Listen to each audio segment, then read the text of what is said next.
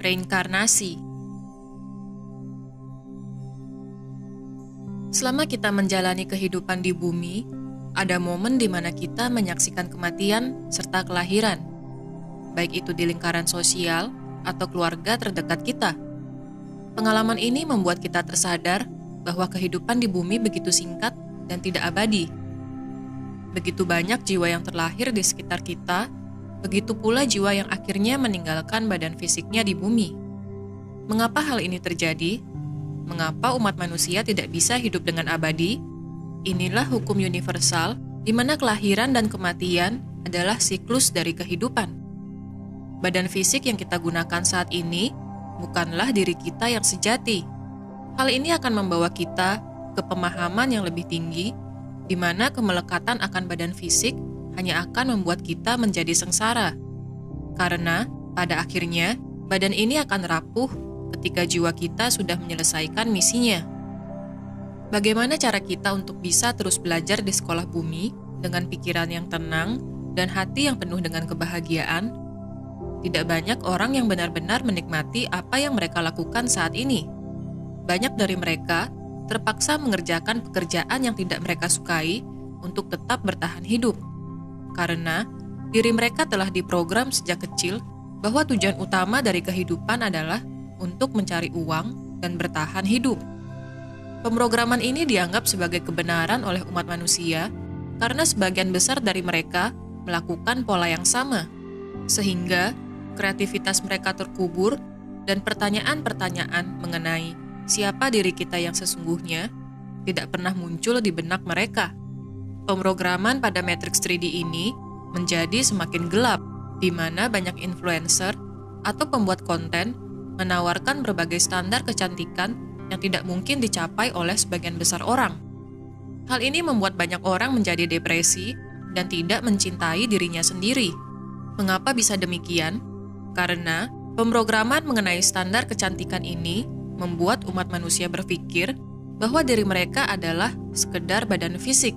Hal ini menciptakan efek domino, di mana akhirnya dunia mode atau fashion selalu menggunakan model bertubuh kurus, sehingga umat manusia berpikir bahwa standar kecantikan adalah seperti yang ditampilkan di industri fashion.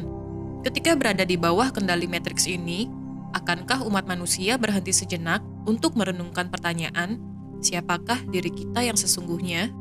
Pemrograman lain yang menghambat umat manusia dalam mempertanyakan diri mereka adalah konsep mengenai surga dan neraka, di mana banyak orang didoktrin bahwa mereka harus menjalani ajaran tertentu agar ketika mereka mati nanti, mereka memiliki tempat khusus di surga.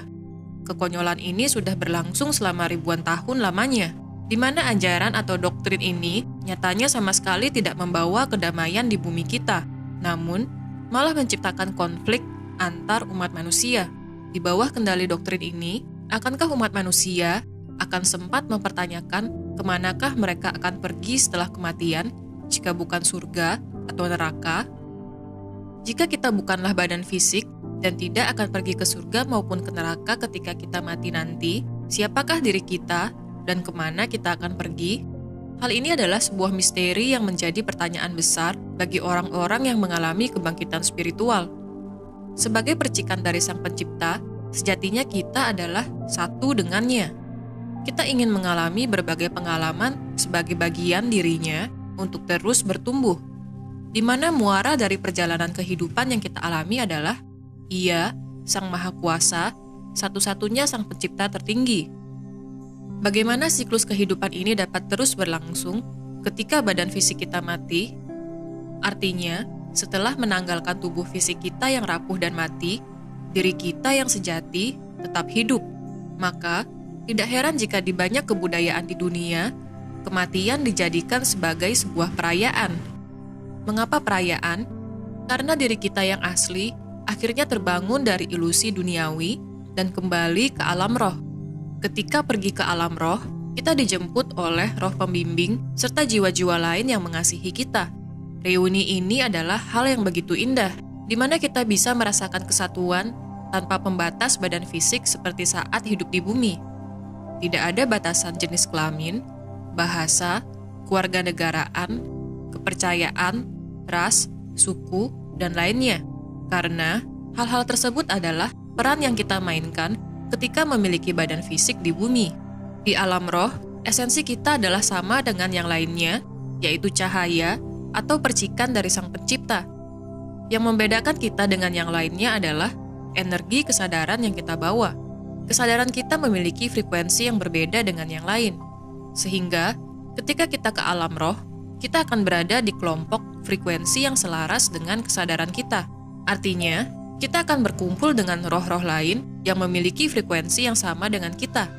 Di alam spirit atau roh, kita akan mereview atau memutar kembali pelajaran yang telah kita lalui di bumi. Pemandu roh kita akan menemani kita saat menyaksikan kembali pelajaran demi pelajaran yang pernah kita lewati. Di sini, kita akan menjadi sadar akan misi-misi yang berhasil dan tidak berhasil kita jalani. Hasil dari review ini akan kita kaji kembali bersama pemandu roh kita, sehingga kita bisa mempersiapkan diri untuk terlahir kembali. Kelahiran kembali inilah yang kita sebut sebagai reinkarnasi, di mana kita memutuskan untuk kembali ke alam materi, sehingga roh kita dapat menempati tubuh fisik. Hanya dengan memiliki tubuh fisik, roh dapat bertumbuh dengan cepat, karena alam materi menyajikan kemungkinan tak terbatas dalam pelajaran kehidupan. Kelahiran kembali atau reinkarnasi ini begitu ditunggu-tunggu oleh banyak roh. Kita bisa terlahir di planet atau dimensi lain selain di bumi, sesuai dengan tingkat kesadaran atau frekuensi kita.